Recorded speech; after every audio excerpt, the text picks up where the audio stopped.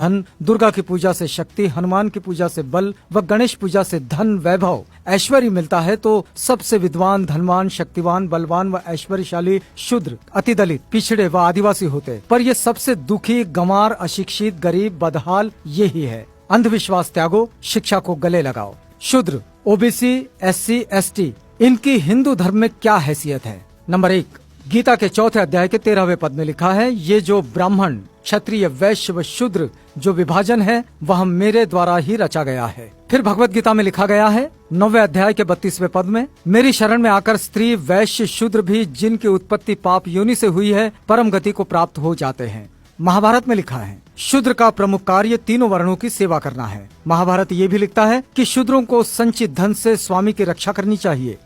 रामायण में लिखा है शूद्र तपस्या करे तो राज्य निर्धनता में डूब जाएगा। रामचरितमानस में ढोल गवार शूद्र पशु नारी सकल ताड़ना के अधिकारी। रामचरितमानस में ही पूजिए विप्र सील गुणहीना शूद्र न गुण गण ज्ञान प्रवीणा। आपस्तम धर्म सूत्र में लिखा है वह शूद्र जो ब्राह्मण के चरणों का धोवन पीता है राजा उससे कर टैक्स ना ले। कथक संहिता में लिखा है कि जिस गाय का दूध अग्निहोत्र के काम आवे शूद्र उसे ना छुएं। इतरे ब्राह्मण सूत्र में लिखा है कि शूद्र केवल दूसरों का सेवक है, इसके अतिरिक्त उसका कोई अधिकार नहीं है। स्कंद पुराण में लिखा गया है कि यदि कोई ब्राह्मण शूद्र को शिक्षा दे तो उस ब्राह्मण को चंडाल की भांति त्याग देना चाहिए।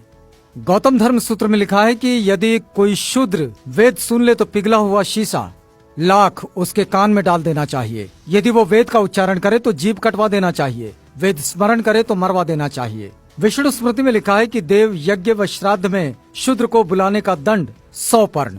आपस्तम धर्म सूत्र में कहा गया है कि ब्राह्मण कान तक उठाकर प्रणाम करे, क्षत्रिय वक्षस्थल तक, वैश्य कमर तक व शूद्र हाथ जोड़कर एवं झुककर प्रणाम करे। तैत्तरीय ब्राह्मण सूत्र में लिखा है कि ब्राह्मण की उत्पत्ति देवता से, शूद्रों की उत्पत्ति राक्षस से हुई है।